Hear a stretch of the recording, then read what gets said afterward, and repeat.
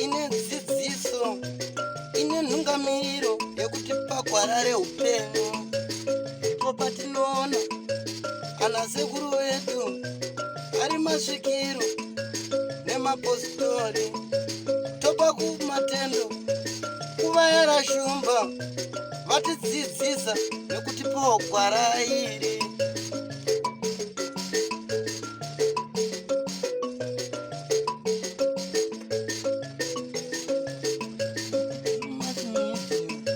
ndiyo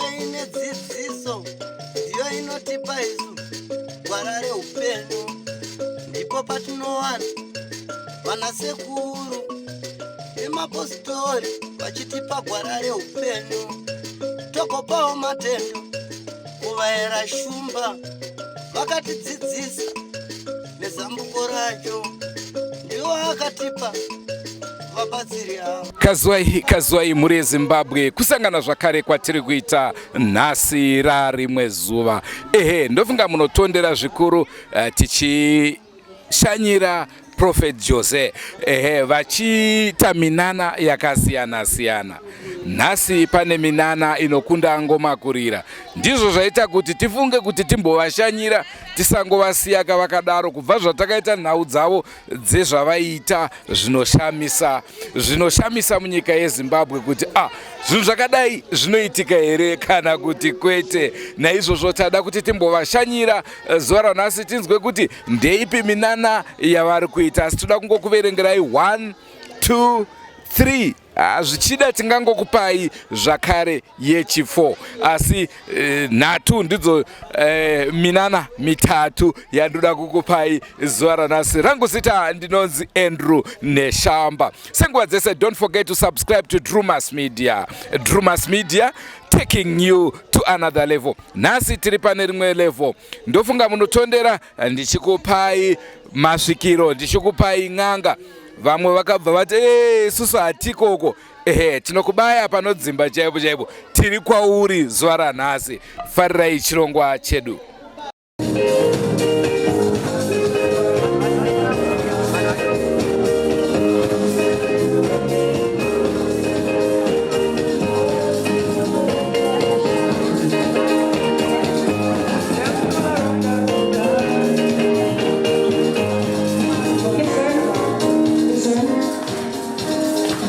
Akorokoto.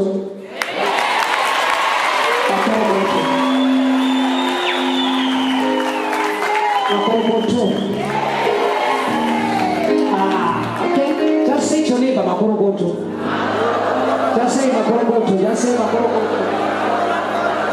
Makorokoto.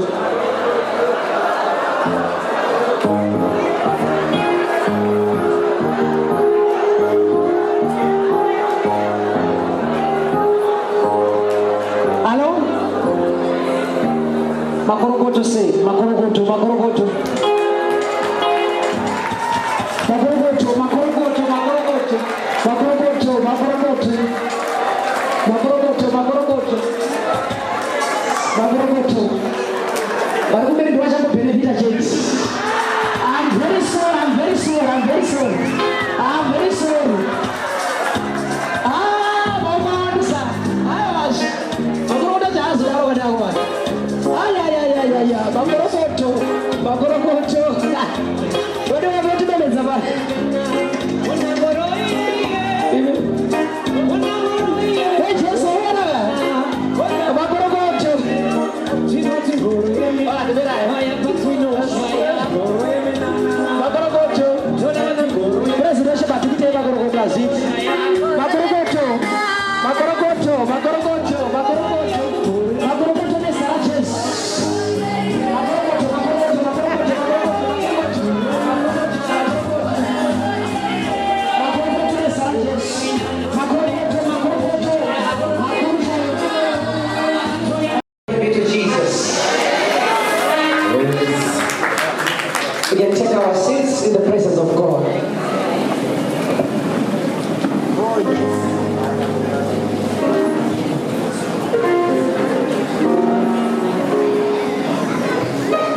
Jesus.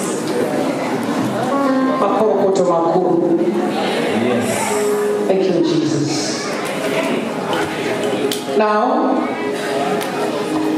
tine nhau diki dzatichambata nezvadzo tozoita pane dzimwe zvakare. Tinotenda Mwari kuti tine vanhu vazhinji vari kuuya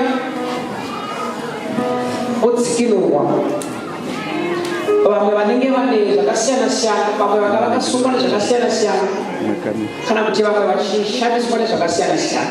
We know that Jesus is faithful. Now, tichava family deliverance yemhuri. I know we are going to pray for all of us, but we are going to have a family deliverance of a family from tuition. Yes. So, Sakumira tuition family.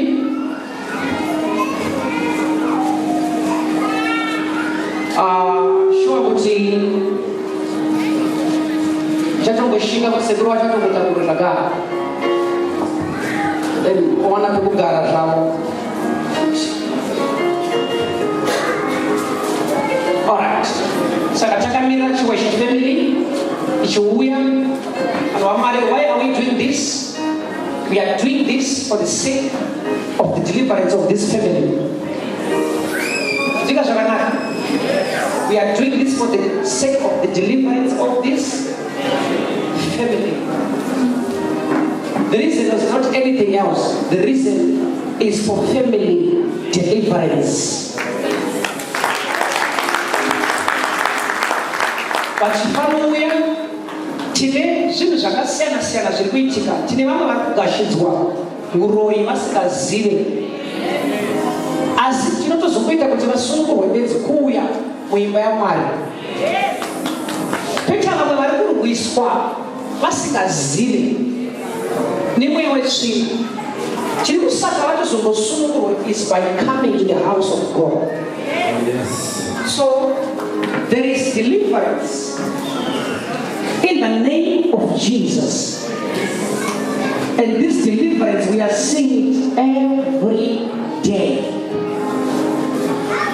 And this is just a conference. Ready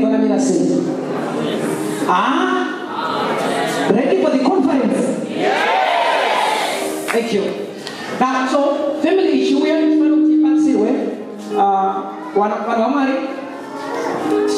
family, we are going to have a clear presentation for this family, and the reason is for deliverance. But before this family,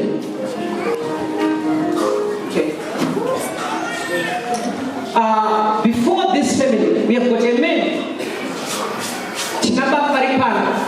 Vazhinji chakanzwa dambudziko ravo. Asi vamwe vazhinji hatina kumbovanzwa dambudziko ravo. Ndokubva vanamatirwa kubudikidza naMwari, ndokubva vasunungurwa. Vazhinji makuvaziva, ndava makavaziva nedambudziko. Asi vamwe venyu havasati vakuvaziva. Ndava vazhinji munofanira kuvaziva nekuda kwekupera kwedambudziko.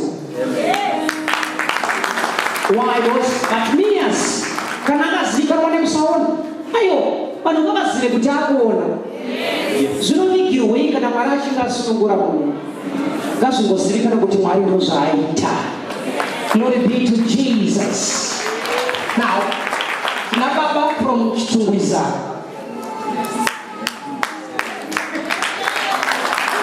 Yes, I'm going to invite him to the stage. Overseer, you're going to help me. Please take him here.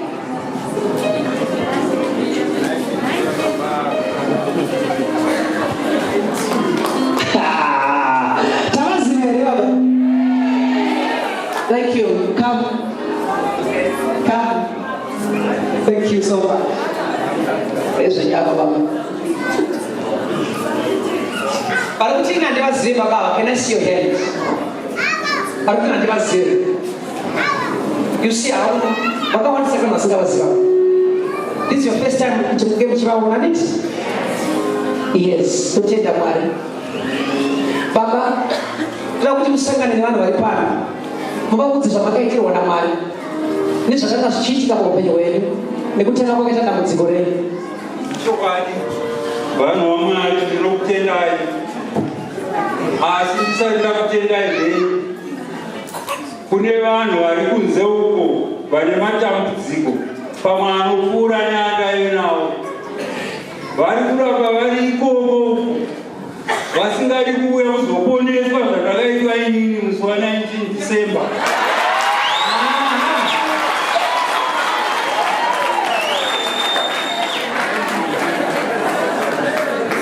Ndinotenda kune vamuprofita vedu muprofita Jose musi wa19 December ndekei ndichitadza kurara mumba mapuresa achikandwa uko.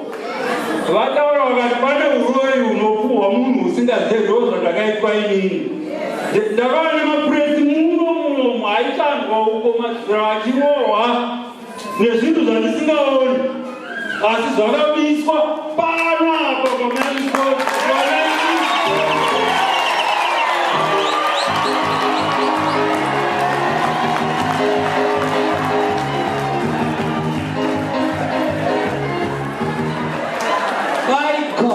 By Jesus. Alright. Baba, sana kurero dambudziko raitika nderechii? Dambudziko raitika nderekuti ndawana imba munomu 1975. Ndakatora hama kumusha ndozvaitwa panguva yadzo ndenge ndichiri mumba yeimba. Ndaiti midzimu iyai vanhu vakafa vaya ndo vanotiponesa tichisiya Jehovha mari upenyu. Ndakadedza hama dzose ndikati ndawana imba. Ndo pakatangira nyaya ipapo pakaitwa bira nenyanga ndobva dzauya ipapo. Handina kuzogara pamba ipapo. Ndakatobatiza manext door after kuchiko kurohwa mapuresi kuitwa so nenoizi kuita mumba mako chii. Mapuresi airohwa sei? Zvaingouya ndisingazivi kuti chii asi pekaipaitwa bira pauya nyanga ipapo. Ndiri kutaura chokwadi kuna Mwari zvakaitika. Saka vanhu vakatanga kundivenga zvikanzi muroyo kusvika ndatotamiswa ipapo. Ndokuenda kwandakaenda kuti ndobva zvaita izvozvo futi. Ndokuenda kuminda kuBeatrice ndobva ndanodziwa futi. Asi iye zvino kubva musi wa19 December 2021 ndakaponeswa zvachose ndotenda profita Jose varambe vachiporesa vanhu. Amen. Kune vanhu vari kumagwavo vari madambudziko sangu vari kutadza kusvika pano padhuze kuti vadzikinurwe sezvandakaitwa inini pasina mari. Kumwe ndaenda kune mari ndichibvisa mari hazvina kubva, asi musi wa19 December 2021 pano ndakaponeswa.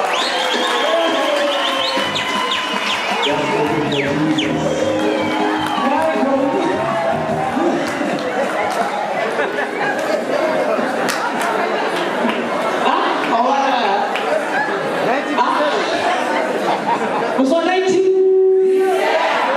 Papi? Papa? Apo nandi unozara 19 December mwera akaimba yemadhimoni yakasarapo.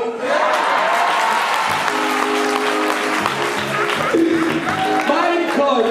Yes. Ay. Alright. Regenza. Did Papa Marcus. Kwaka mugore ra 1975 vakatenga imba munzvimbo yechitungwiza.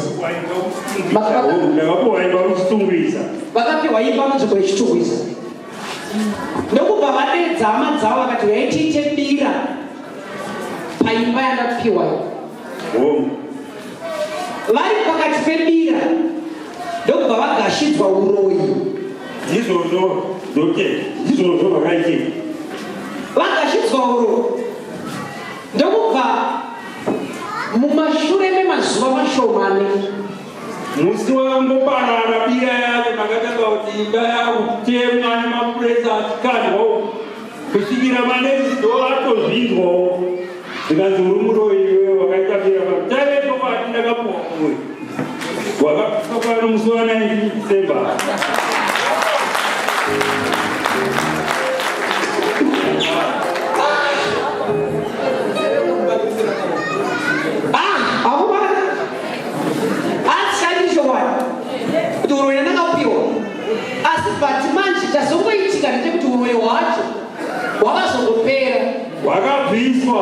Wakabviswa. Handinare kutaura nokuti ndakaponeswa musi wa 19 December 2021.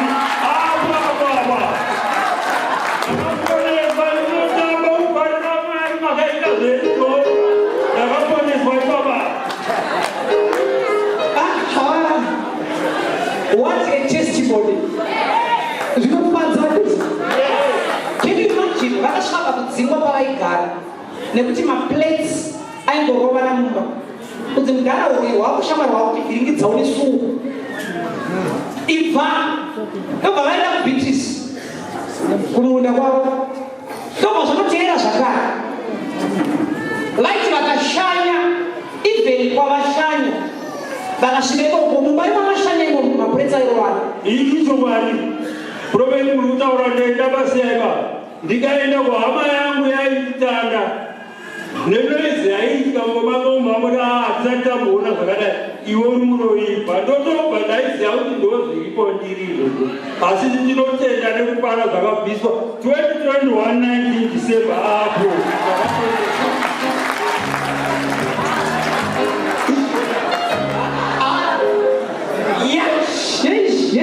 oyakunakubata nezuva raakaponeswa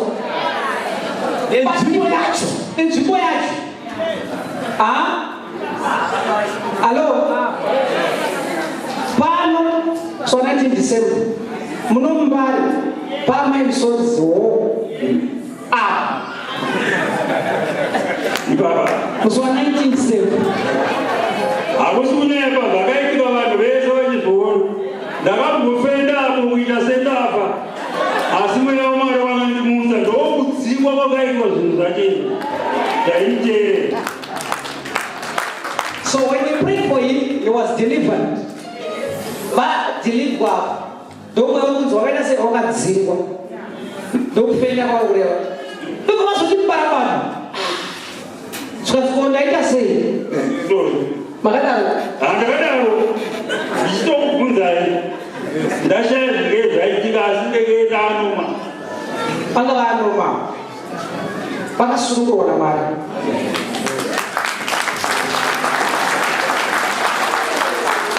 samai baba munoti kudii kune vamwe vanhu vari pano ndozvendenge ndichida kutaura kuti yezvei mukaenda kunzoroko kumabhawo kuzere vanhu vane matambudziko mahombe kupinda hangu mweya iyoyo inovarambidza kuuya pano dai proveri muchitombofamba kuzeikomovo muponese vanhu vazere vana kuponeswa sezvandakaitwa inini pana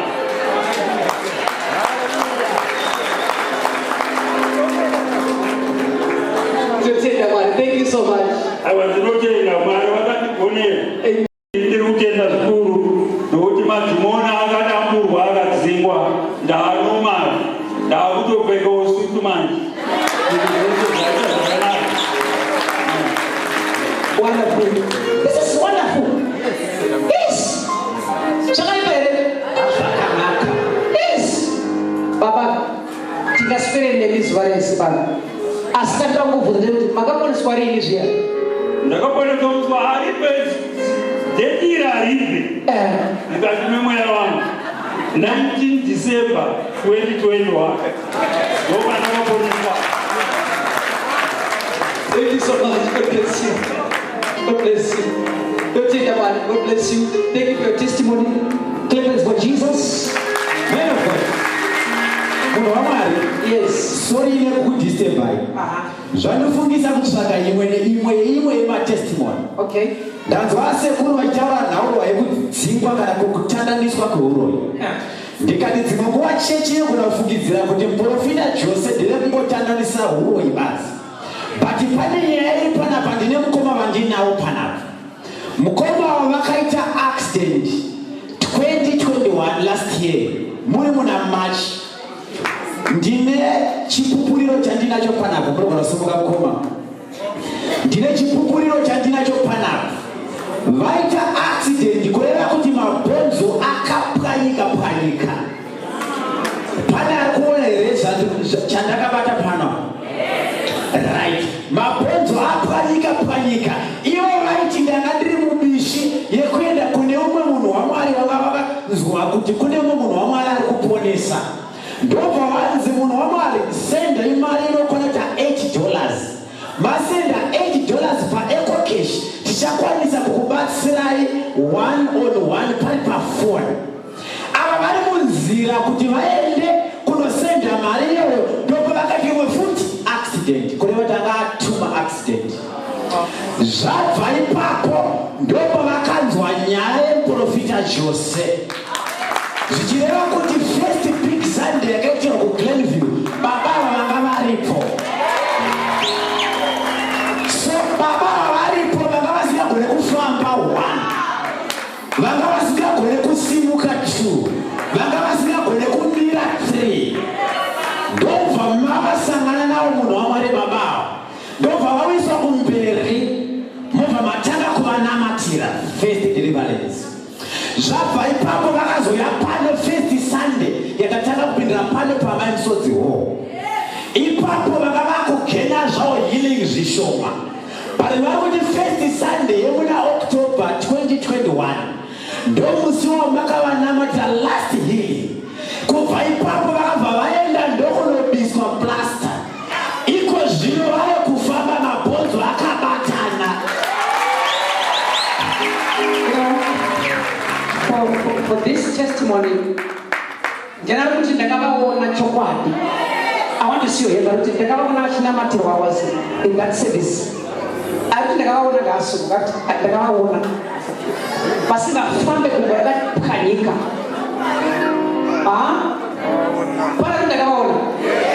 But Baba, you can come to the stage.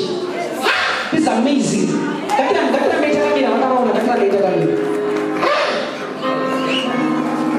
This is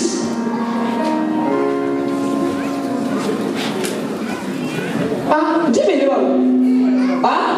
Jimmy, my friend is a family. And I told you, and I go for the Janina. Mukaona X-ray. Munaona tani mafufu akakufikira na fikira na mabonzo ikupa. Alipwa. Arakabata na joy. Nitameo pana Yesu.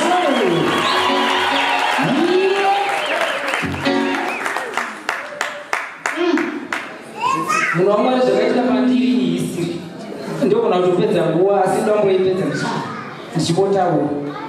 Ndakakuwara first accident mukaona apa anenge mageja malenja yesterday yekutanga right ndikaita musi wa 10 March 2021 right ndikati ndipapo ndapona zvadaro ndakanga ndine shungu dzekuti ndoda kuziva chii chaitika paupenyu hwangu ndiani ari kuzvikonzeresa asi handina kuzvitsvaga kuti ndakatendeuka ndakaenda kudonamata aiwa ndaingoma kudoro rangu asi ndichitsvaga kuti ndiani angaribatsira. Pane nhamba dzandakatora paNational FM dzandakanzwa vamwe profeti vainzi vanobatsira vari kuwaterfalls ndikataurei kumazita right zvadaro vakanditi ikati munhu wamwari munowanika sei toda kubatsirwa ndakutaura dambudziko vakati aiwa kana unobatsirwa unokwanisa kuuya kuwaterfalls nenyaya yebasa rinandira ndakukwanisa kuwana mukana wekuenda ikoko. Vakanditi kana uchida kubatsirwa online unenge wakusita $8 vese yaunosenda nayo kukeshi. Zvakanaka pandinongoibata ndoita izvozvo. Zveshuwa ndakati bosi wangu wakauya ndakatomirira mari ndakafuradzisa zveshuwa. Ndichikopiwa mari iyoyo ndichibva ndatomhanya kuna anoita zvekokeshi. Pandatoisa $10 yangu muwallet mangu kuitira kuti ndadzoka kumba manheru ndigokwanisa kutaura nevanhu vaya ndigotransfera mari yakuti ndibatsirike.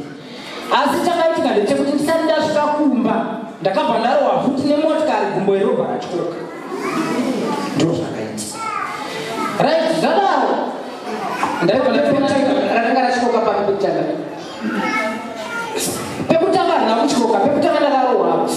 kuonesana kuti nechiveve nanhasi ndikabva ndatseruka muromo apa zvokuti ndaidinza zvinhu zvichibudira mukati pamunoona panapa mazino aya akaita zvekugurikira mukati ndikatozodobviswa zvanga zvagurikira zvacho mukati right apa ndopandakarohwa manje ndichibva ndatochoka gumbo zvokuti hapana chandoziva ndinozoziva ndakamukira kuchipatara zvadaro ndachoka gumba ndayandiswa kuchipatara ndasvika kuchipatara haichazi nyaya yegumbo yakutaurika apa manje yakunzi mutsipa meno zvawaita ende hatikwanisi kubatsira gumbo kana tisati tarapa mutsipa zvinhu zvandakutaura apa zvinhu zvinodhura apa ina handina mari ndo chichakanetsa zvekuti ndakangoiswa plasta panga paine vanga guru rakakurisa rekuti ndakaiswa mastichi vakanditi hatikwanisi kuti tikubatsire gumbo iro 1 kusati warapa mutsipa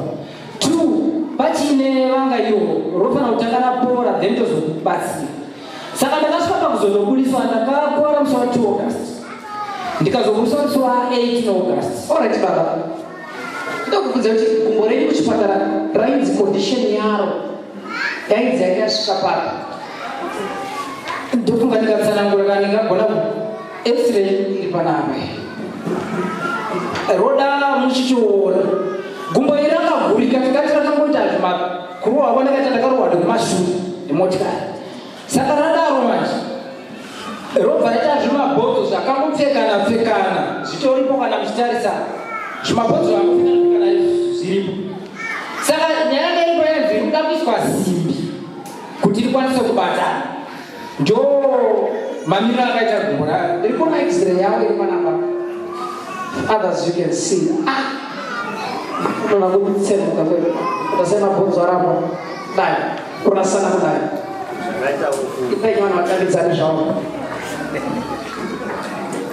kurasana mabhonzo kurasana kudai pachibaba mirundo yenyu yakapurisa asi ndinoona kuti wanga uri mwewe tsvina waivhiringidza babava pachandinotenda ndechekuti mwari akavadzikinura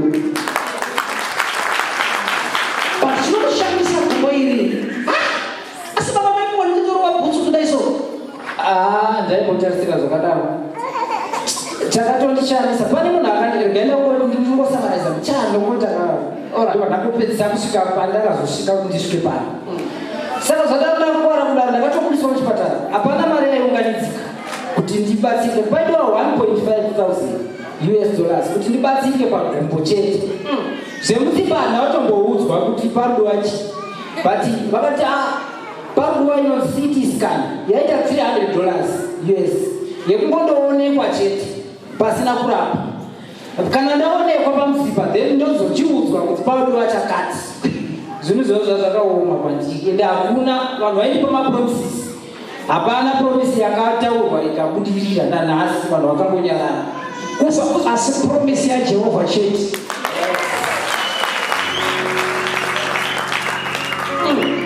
right saka zvadaro pane mumwe wangu wakati dai wanga wauya kuchechi unamatiri akanga ambondiudza before kuti hakuna kuchechi kwatinoenda kune kuchechi kwatinoenda saka ndaingoverengera saka tichirionawo vakadii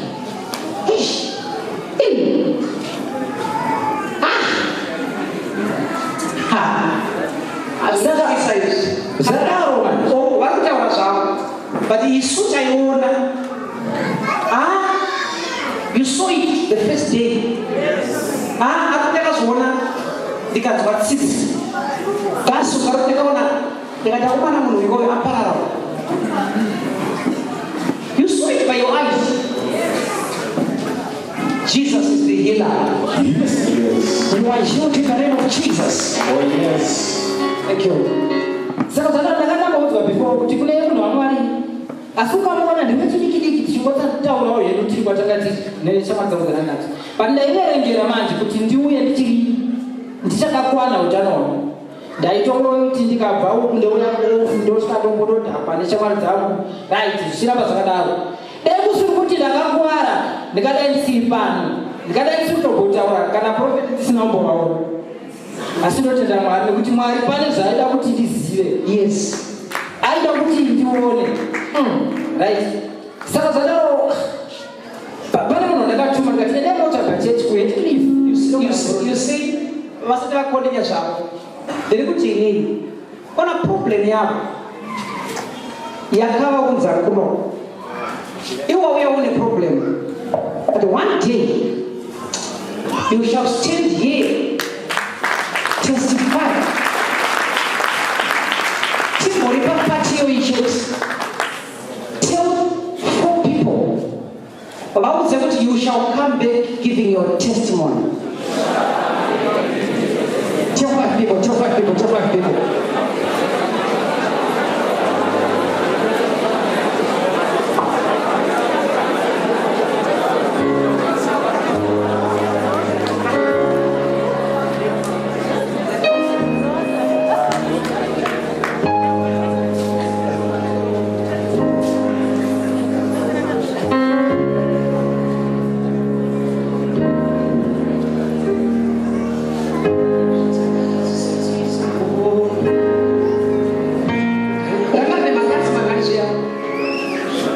How many cards?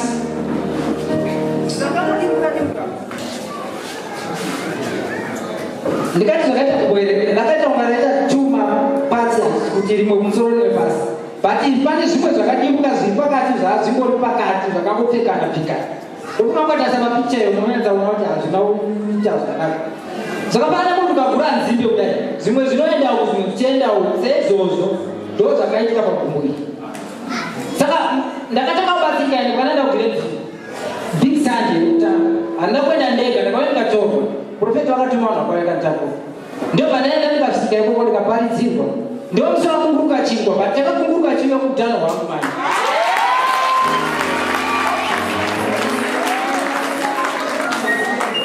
saka zvichibva ipapo profeta wakazoti huya kumberi kunamatira ndikanamatirwa ndio panditanga kubva zviri nani nyangwe ruoko nandingakwanisi kudai rwaro rwakatobhenda zvokuti ndaita zvokudai ndakajeka ndichinaona ndiri kuona great testimony because the condition was too serious. Saka zvadaro ndakanamatirwa baibheri ndo ndanzi tirai kuita zvangu vasingaiti negungwe ndo pandakatanga kutodai nekubhara fo ndakatanga kubhara fo grenzi saka zvadaro profita kandichiita mastepo akanditora ndikachenandara chifamba uende kwawanga uri ndikatofamba zveshuwa vakanditi asi hausati wapura apa ndangoita kuti vanhu vatende uye iwe uzive kuti uchafamba zveshuwa kubva ipapo ndo pandakatanga kutotenda zvokuti kana chipatara nauzochida kutana kwanditoita izvezvizvika plasta hatina kuziva chipatara rakasakara rega chora chokwadi plasta rakasakara rega rikakungai kuchipatara kanditori nemadheti handisati ndatopedzisa kuti kuenda mangwana kureview mazuva acho akaramba chikoti dokta hapo dokta hapo dokta saka achachanzika ndiri kuuya chikofamba ndii hamina kuvatendakaita sei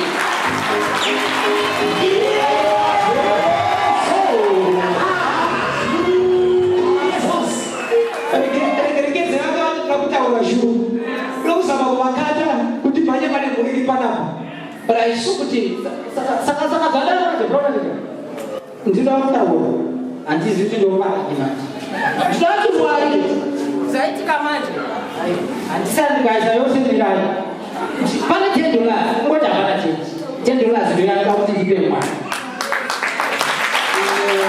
saka ndinosaita bucket of offering and me happy. Wow. So what about that? In nothing, last week. Nothing first, nothing no kutaka kufamba. Hapa leo kufamba zokubuda mbachena mjone kuzo. Sana ndisanda kupitsa ndatengera ndatenda asi. Renga nditange kufamba chiuya kuimba ya mari. Chizo ndizo wakati wa mari. Bakuziya. Uya vanhu vakuona kuti zvechokwadi ndakapuwa amen wonga ndapanda so wonderful praise to Jesus erao kuti baba vanoratidza kuti vari kudzimbikana zvikuru asi chaita zvekuti muriite sei batsirike saka ndichakahedopa kuna ovasiya vachichibatsira pamusoro pemuri kuti zviri kufamba sei uyezve zvakafamba sei. Vanhu vaMwari, tine mhuri yakauya pano ichibva kuchiweshe. Ine dambudziko rababa vari panapa vanova vari kurwara. Vakauya last Sunday vachiuya kuzorapisa baba, vanzwa kuti kune muprofita ari kunzvimbo yePara. Ndobva vakati necondition ina baba vedu regai tiende navo vanorapwa kunzvimbo yePara.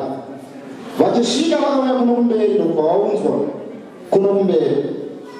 Pane nyaya dzakataurwa nemunhu waMwari vasati vatanga kuvarapa. Vakatsanangura vachiti, ndingakubatsirai zvenyu baba mungapora. Vati baba makaromba kaini.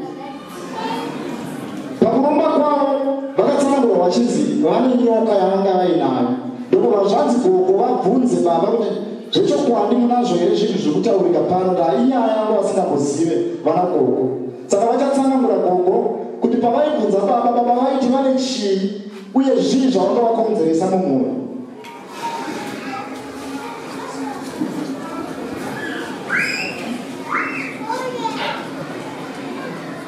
Baba vakatanga kutaura vanzi neeToMwari kune muka vakati mundi naye. Ndobva tazovabvunza, vachichivabvunza ini handina kundiita sei. Ndirambe ndichivaprofita vakatauraya zvamuinazvo. Vakati madzimai, urwere hwamuinawo ndehwangu.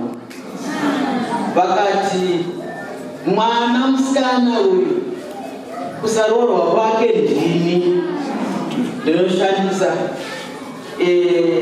Vakati vane zvidhoma, vakati vane zvishiri, vakati kufa kwevana vako vari paseri pemba apo vari makuvari apa ndini. Hama dzangu dzemumba medu dzimwe ndini. Vakataura zvakawanda. Saka ipapa inde pandinoperera. Zvimwe ndezvavo profeti.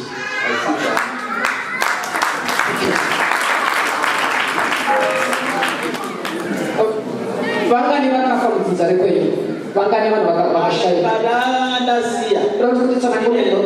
Kumashure. Ndine mwana wangu ini ari kuUK. Mwana uyu ane makore akawanda, asi anga ari mubatsiro pamba. Saka babava ndagara 14 years ndisinavo. Vakandiudza kuti iwe uri kuita zvokuti uri kushaina nemwana iyeye, uchaita shuga iri kunzwa kuti inodyirwa kwaanhingi. Uchaita zvokuti mwana iyeye uchamuona meno. Saka mwana iyeyo ane 6 years handikonektane naye mwana iyeyo. Saka iwo ndivo vanozvikonzeresa.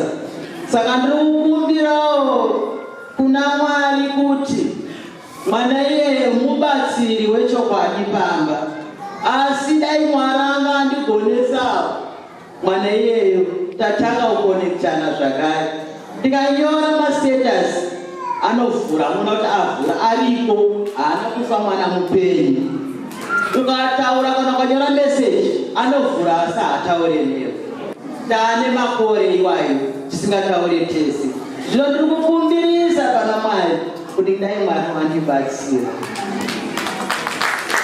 Alright, Gogo. Vakafa mhuri medu. Ini ndine vana mukomana anoteedzana nemusikana ari kuUK. Pozoti musikana anoteedzana nagotwe vaviri. Musikana iye ane mwana akafa. Mukomana ane vana 4 vakafa. Muvazukuru ava. Pozoti mumhuri uyu mukomana ari kunzou ana baba wake akashaya zvakare. Pozoti gotwe womubamawo akafa. Pozoti mumwe aiteedzana nagotwe akafa. Pozoti musikana hanzvadzi yavo mudiki womubamawo akafa. Saka vakangoti zvakawanda, asi ava ndivanagona kuti ndiri zvangu nditaure pamberi paMwari. Ameno Mwari takungokumbirisa kuti dai vatibatsirawo.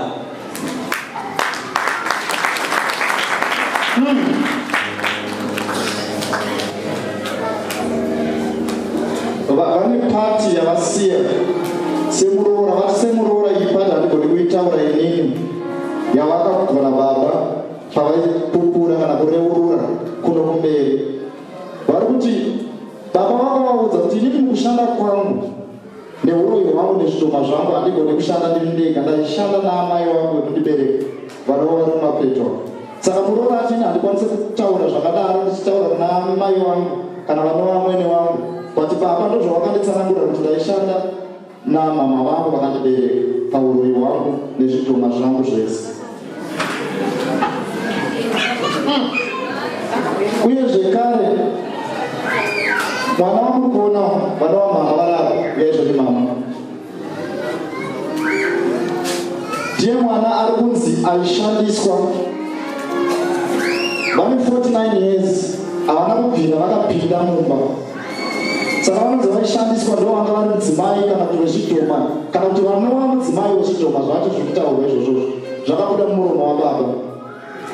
Asi gogo vane nyaya mukubvunzwa panyaya yenyoka yaitaurwa naprofeti vane kupupura kwavakaita vakati nyoka iyi takamboinzwa ichichema ivo vakapedza chinzwa vachitaura. Pandakakuti last week Sunday baba vane nyoka vakafunga nezvekuti kudini. Baba vakati izvo mukai madzimai munzwe ndaone vana vakomana vatatu vari paseri pangu apo vadika ndobva chamuka zvikanzi kuri kunzwa chiri kuchema ichi inyoka huru yapinda mumba muno. Ndikati handizive kuchema kwenyoka. Vana vakati gogo chiri kuchema ichi machini tachinzwawo ichi ndobva taramba takateereresa tinzwe iri kuchema zvichokwadi. Zvikanzi ndiyo nyoka yacho ihombe inotori muno mumba. Takangoti kunzwa kwakazomboedzawo kongoti tingabudere mumba toenda kupi tichisiya murwere ari muno. Saka pambai papa ndinongogarawo zvokungoti ondoita sei pari pamba pangu. Saka zviri kutondinetsa muupenyu kuti ndoita sei dai Mwari andibatsirawo.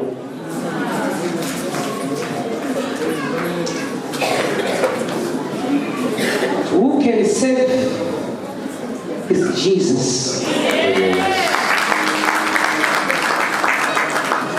So while we are talking about Baba, then God said to me, no, Baba, maswa akwana pachakafa ekidzaitaure boni chokwana Baba pane Zvikwambo pane zvidhoko pakanoromba pane nyoka uye nezizi.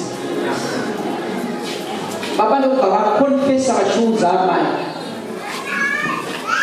but nhasi takuti riri zuva redeliverance yemusha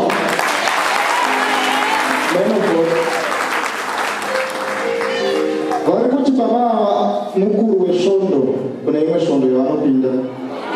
Saka vava kutya kuti neurwere hwavainawo tine zvinhu zvaishandiswa nababa kusvondo havazive here kuti zvingava zviri izvo zvimwe zvaikonzeresa kutambura kwevana here kana kuti kufa kwevana. Saka vauya netsvimbo dzababa dzekuchechi nembiya dzacho dzavaishandisa kuti zvinamatira.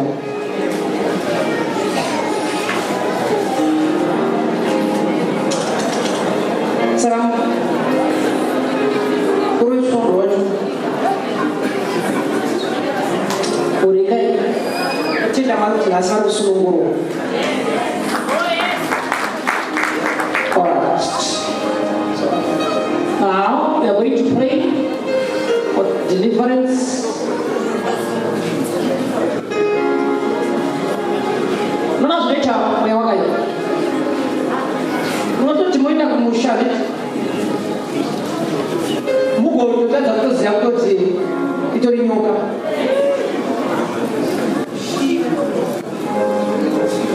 So kutofara kuto akisimusi kutofara dada tiri paholiday Christmas.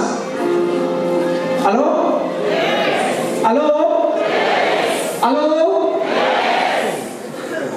Saka be careful. Shanya una Jesu. Shanya una nini? Shanya unani? Unani? Una Jesu. Zvekuti ukashanya usina Jesu unoshanyirwa. Anozokushanyira manje asoma lives.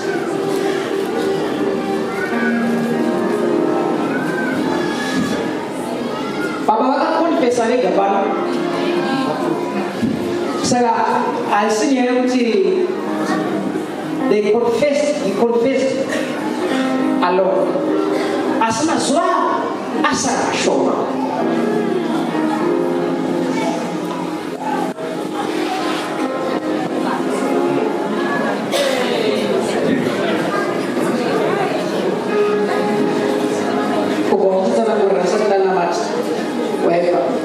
Nzvimbo iyi vaita seidzi nguva.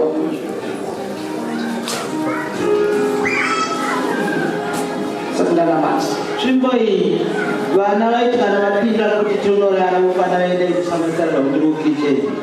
Vana vaiti tiri kutsumudzwa nasekuru kunzi ndivhenekei. Ivo vokwira pamusoro pemubhedha vanenge vachibata vakavhenekerwa nevana. Vana votaura dota ime munabvumirei kusasaka tikaita seiko nzvimbo ine basa rei iri padenga yakasukirwa pabhiru ndezvayo zviri panzvimbo iyi. Vana vacho vatitori muno. Mumwe musi vakati agogo ndibatsirei kutsvaga majambazi angu. Ngati ko majambazi vaneiko chavanobata nemajamba. Ndikati hai mupote muchiramba zvimwe ndokubva vana vangonyararo sevana vadiki. Okay. Aisi nzvimbo yamurikuona inyoka iyoyi. Inyoka iyoyi. Kungokudzwa kuti chama ndapana sarudza izvozvizvi. Ukaona sarudza yachinetsikana kuhope nenyoka inenge chiuya everyday. Inodirect unobva ma-instructions enda kwakati. Izvozvizvi.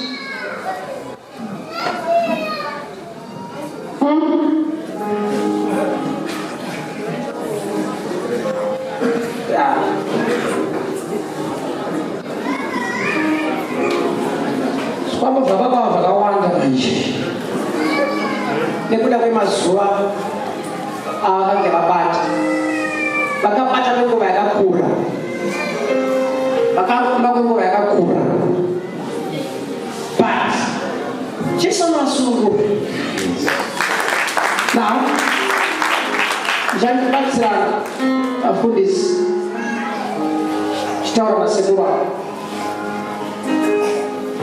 Zvina sekuru vava pasi neurwere going to help me. Taura mashoko avachataura. Vataura mashoko avachataurawo. Then there will be deliverance.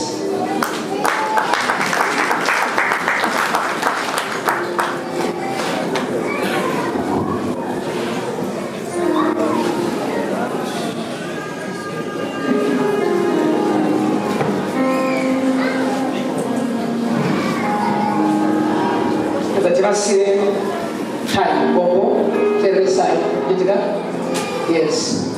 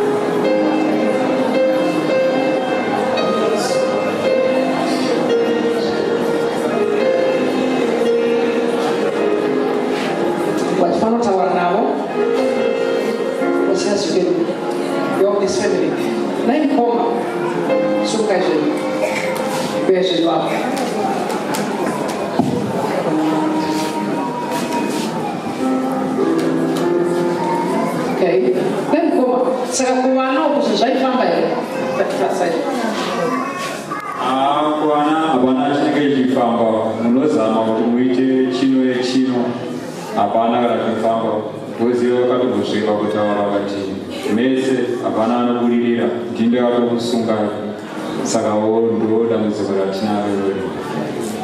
Hapana hazvingi chikamu nyange vana vasikana ane mazuva vanzadziri vanapa 49 years haana kana imba. Saka zvakatoma ana baba vese ana baba vedu isusu ana bamunini zvataurwa namai nehanzvadzi dzavo vakapera kushaika. Even kana dzimwe hama vanotaurawo tega nekuti aiwa hakusiti vanomba mamai vangu chete vasingotiwo nedzimwe hama dzemumusha vane kubata kwavo.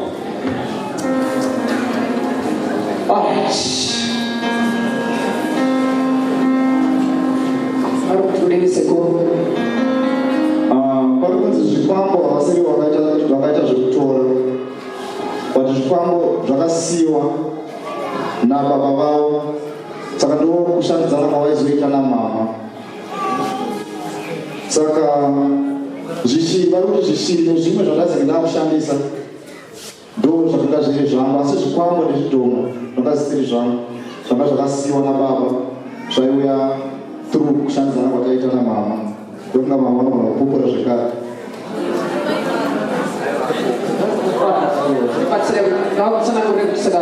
Vaizvituma sei zvinhu zvacho, zvaituma sei, zvaishanda sei.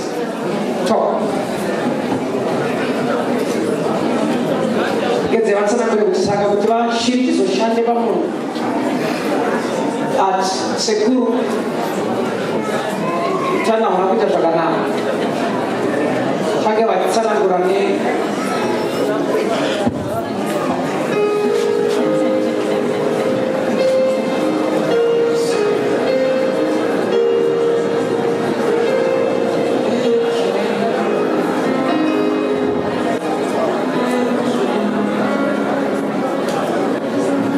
Talk to your neighbor, talk to your neighbor, talk to your neighbor, talk to your neighbor, talk to your neighbor.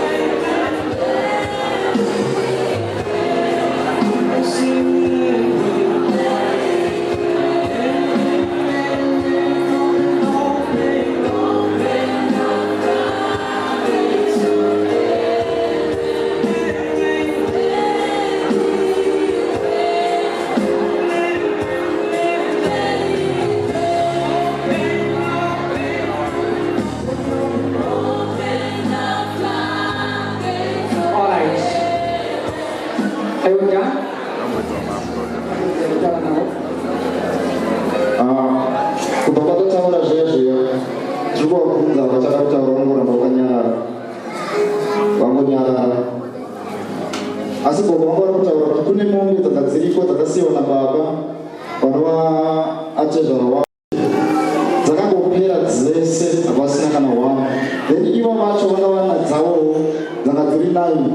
Saka ipapa panguva yaifa vanhu nemombe dzaiko dzakangoperawo dzese havasina kana mombe imwe chete. There was a covenant kuna sekuru yanga yakati musi wava menogoti kubva vari kutaura vachiti kubva vachiroorwa ivo pagore rega rega kwavatezvara kwavo vari kuti ivo murume wavo ndogotwe mufemili iyi. So vakangouya pavakaroorwa vakangosvikawo vanhu vachifa zvakangodaro kusvika pakuti vakanyatsanangura kuti pandakapinda mufemili iyi ndopandakaberekwa vangu vana vese ndopokuitwa marombe. Ndine mwana wangu wandinaye anditambira kudynamos but haaonekwe atori munomo pachimfunemasho. saka chichaikachitika pamuri namushawa handitombozii waingowa kutorwara nekufa kurwara nekufa. Handitombozida kuti kumufiriwa gore negore pamushana.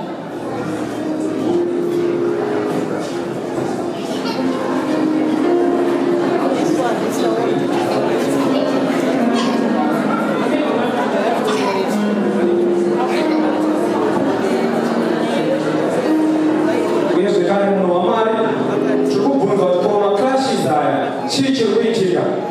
Amai guru vakangodonha vakatyoka, amai nini vakangodonha vakatyoka. Gogo kubata krashi zvanzi kwakukura, hapana chakaitika.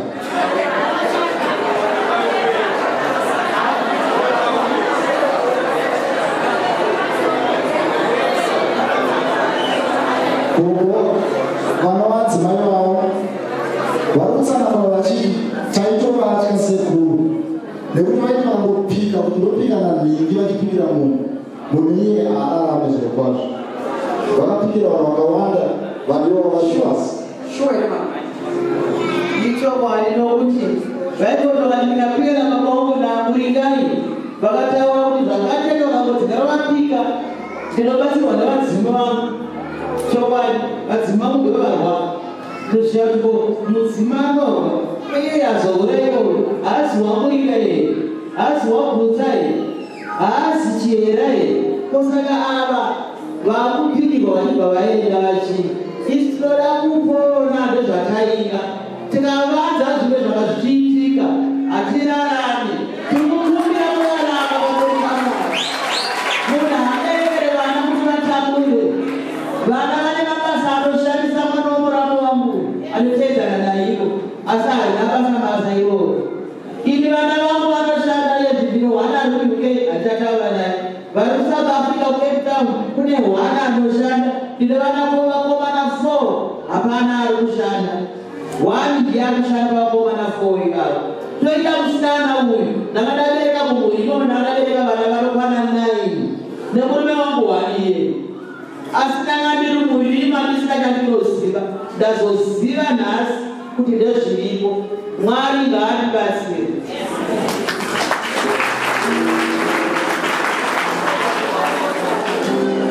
What can we wait for? We're going to pray for them and they're going to be delivered. Sina Mwari, hatina zvizhinji zvatingabvunze family iyi.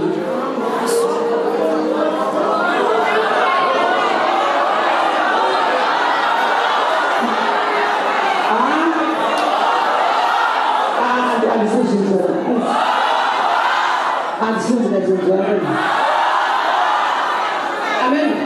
Vari panza kuzviri. Pastor sema kuvundidza ndisingazozwa. Matini.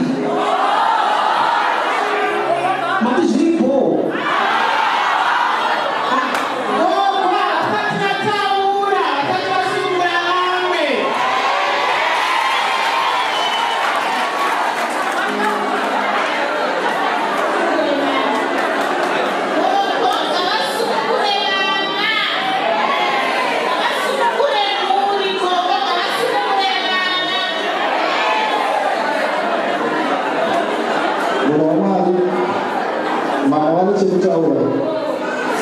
pamusoro pagogo. Inini muroora mukuru wagogo apa. Ini handikwanisi kutaura kuti gogo vakamira vakadai nokuti mukati memhuri ini ndini kamuzodzi ndatadza zvodziri musha kwangu ndobva kubviswa zvinorimba. Munhu waMwari yega ataure nagogo. Ini handizigoni.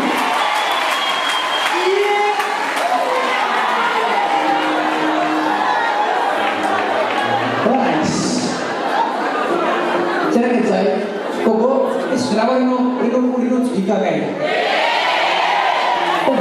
Pedza ina wawe.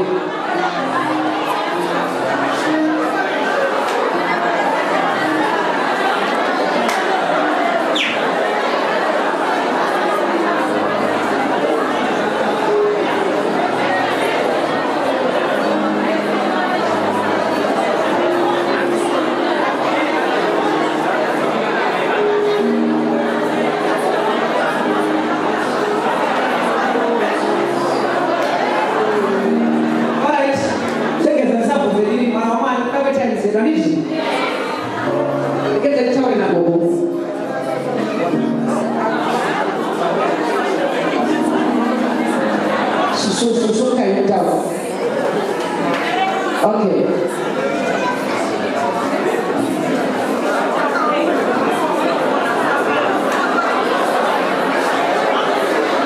Confession. Ini tak bukan masuk mana? We confess. Why are we doing this? We are confessing.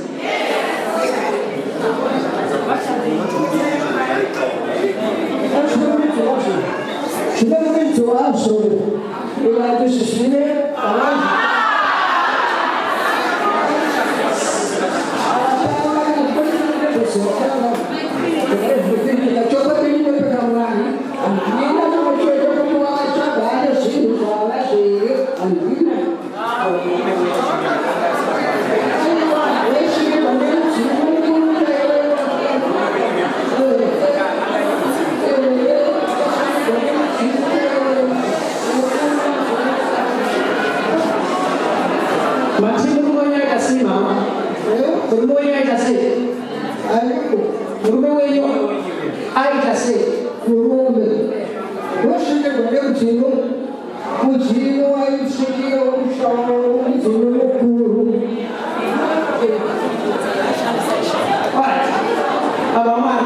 For the sake of time,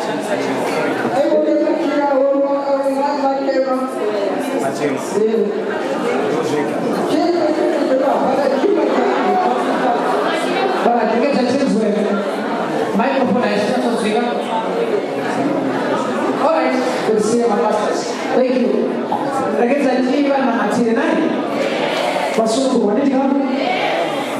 We say we want to see their deliverance. We want this family to come back again with a testimony in this family. Anita, thank you. Family, I want to pray for you. Your deliverance is today. Listen. Suka my house.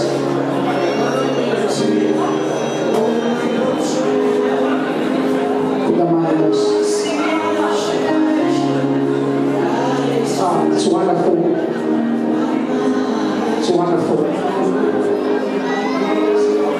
I want to pray for this family. Anything else? Stretch your hands to this family. Stretch your hands.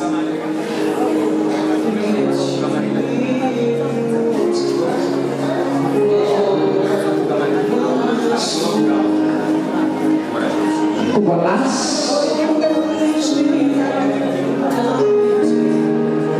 Sekura, akura. I once said the word director.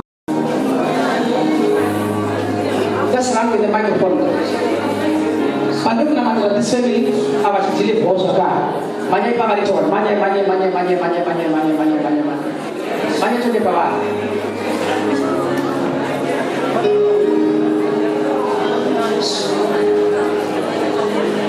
Family tak pun apa. Banyak bawa.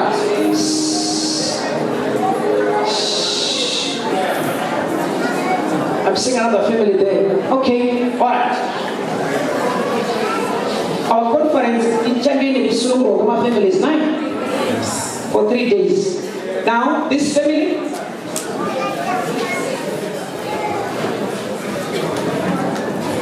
right, makati yenyu family, tiripo makadini muda kusunungurwa. Sei muda kusunungurwa?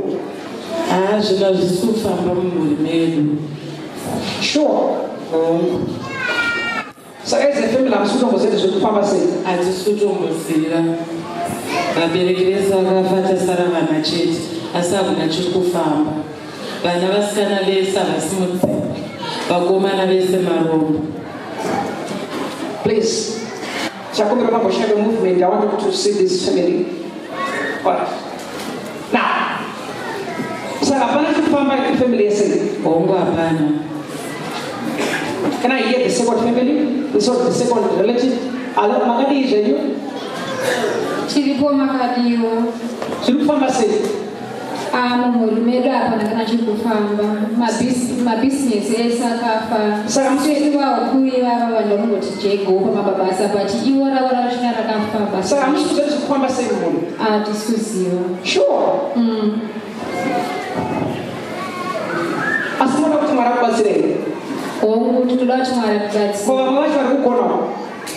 Tiri pedu makadiniwo. Munoda kuti Mwari akubatsirei? Tinoda kuti Mwari vatibatsire nokuti vana vatakazvara isusu zvaakunobata futi vana vatakazvara havakungobuda futi mudzimba. Alright. Chege nitaura nemukuru. Ndoda kuti Mwari akusunungure nhasi. Family yenyu wanditika? Zvinotenda. Because in your family, baba venyu vasati vashaika. Vakaenda kuMozambique. Vaenda kuMozambique. Baba venyu vaitamba njuga. Ichokwadi munhu waMwari. So, ndoga vaenda kushakwavo ndoko vanotobva. Vaitamba njuga zveshuwa. vaitamba njuga. Ichokwadi. Ndobva vaenda kuMozambique. Vaenda kuMozambique. Vakaenda kunopiwa mushonga wenjuga nen'anga yenzarumando. Godipa. Anditira kuziva kuti zvake zvifamba sei ndika? Zvinotenda. Vapiwa mushonga wenjuga baba ndobva vadzoka. Vadzoka andiye Richard. Chokwadi.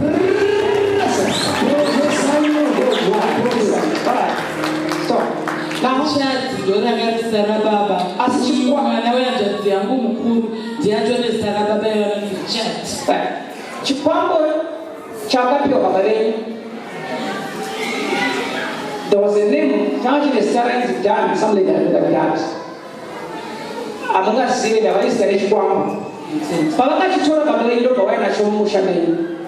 Baba venyu vakasvika pakufa chisina kudzokera kuvaridzi. Chikwambo ichi chiri kugara izvozvizvi imamuziva asi kugara muoldrop. Muoldrop inogara ngenzeni dziya. Maiziva oldrop yacho? Imedza kusingashambise. In that muchisvika nhasi munogara chikwambo izvizvi. Baba venyu chakatorwa nababa venyu chakushungurudza vanhu, but zvandakudza izvi zvakufumuka. Pamamudzokera makuona testimony muupenyu hwenyu. But then nhau yasara inhau yetsvimbo yemumhuri menyu. Ichokwadi baba vakanga vaine tsvimbo yangu vainayo. Then pavakafa yakatorwa nani? Tsvimbo yakatorwa nabamnini. Bamnini womubva vazofa, saka ndisi kuziva kuti tsvimbo yeyu hamusi kuziva.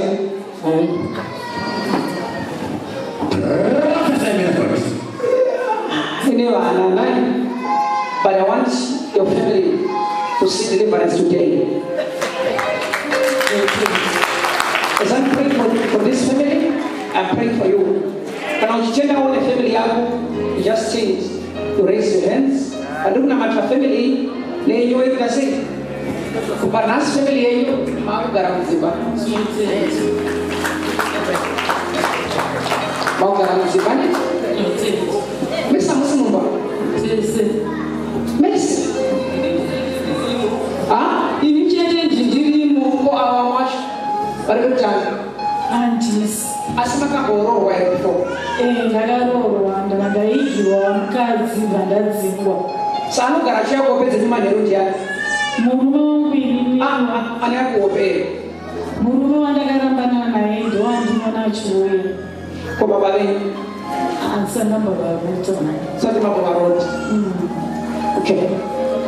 From the day that says the Lord, we shall cry no more. As I'm praying for this family, we are going to have a day in my family deliverances for conference. As you guys are not. Yes. Conference day of Yes. It's going to be a day of family deliverances. Your family, you can come forward. As I'm praying for these people, I'm also praying for you. Thank you. Even with family, you go them over. I don't know what to which each one is so much to come soon. God bless you. We can stand wherever we are. Just stand. Overflow, stand. And then we can stand. Get faith. We can be far away from him, but we are close. I'm also going to go on. And let's see what we will do. One of us want to tell you. When I try to government to say, and I have a son of me. I'm feeling weird and I'll say, but I let you go. Someone of us want to imagine what they're going to see. I see him, but I've been a Maugara Zipa, Mafato man. You will come and bring the testimony here on this stage. I didn't know. Brahman, sisi ava vanoti vane bundura vanotonzwa pavanenge vachifamba kunze uko rinenge rakatokura zvekutotunga hembe asi vachingosvika pagedhi apo kupinda pachechi rinodisappear.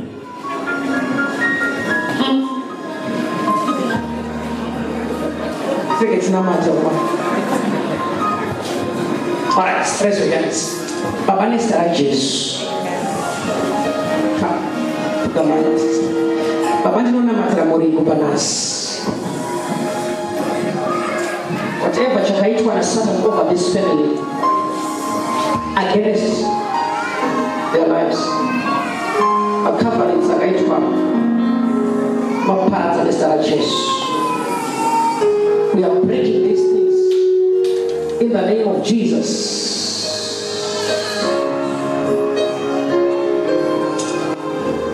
The name that is above every other name. Be delivered now.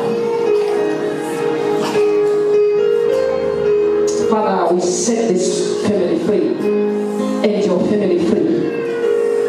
Wakasenza maomba, uripa.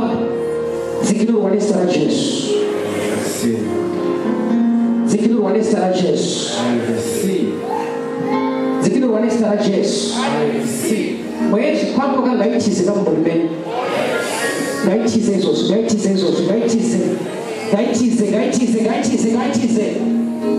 Zikwambo gazu suduruke.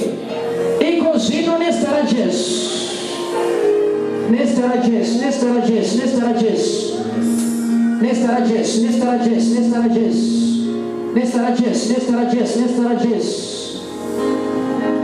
In the name of Jesus, in your family, Zvikwambo nenyoka ngadzife namazizi ngafe.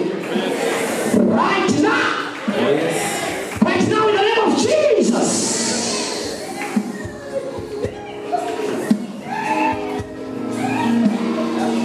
Mazizi ngafe. Mazizi ngafe. Zvikwambo ngazife. Iko zino. Nyoka ombe apedza vanhu mudzinza renyu. Ngaife izvozvo.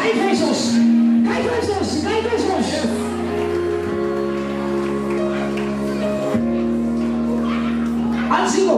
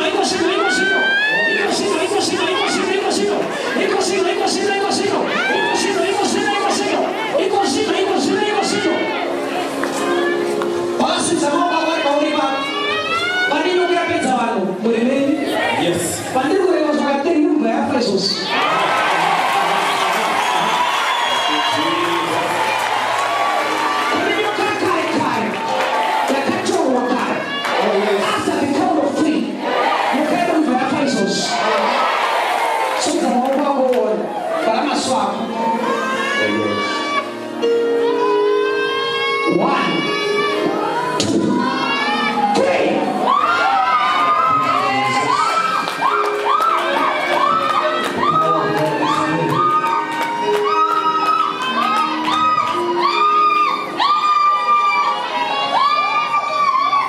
causing confusion everywhere.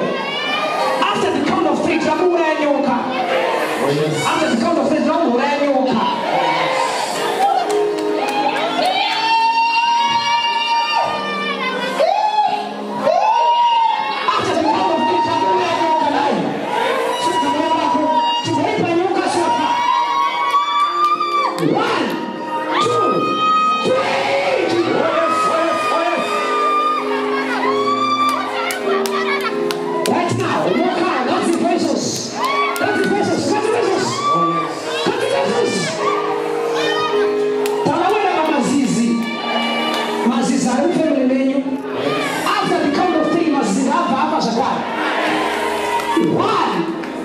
Are you ready? Yes. Look what is about to happen.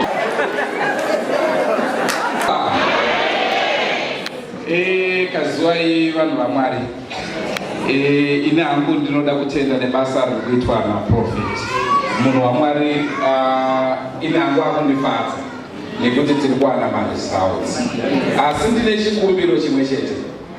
Usati waenda kunonamatirwa, wana nguva yekutaura naMwari wako. Ingozvipa nguva yekutaura naMwari, anokunzwa. Kuzoya kuna profeti kakunenge kwakungoisa majari pachingwa chakabikwa ndatenda. Thank you so much. Let's see. Ndakanganwa kune vasingatizive munokwanisa kutowana online paDrewmas media. Kana izvi zvaitika nhasi muno izvi mukazongonyora kuti Drewmas media mukagoogle munotogona kuiwana program iyoyo.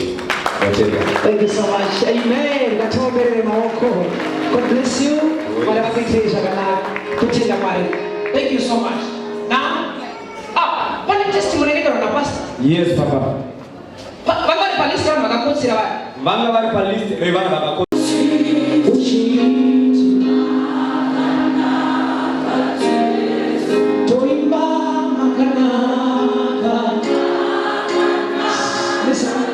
As we are singing this song, there's going to be deliverance, there's going to be healing, there's going to be, the power of God is going to flow as we are singing this song. For all.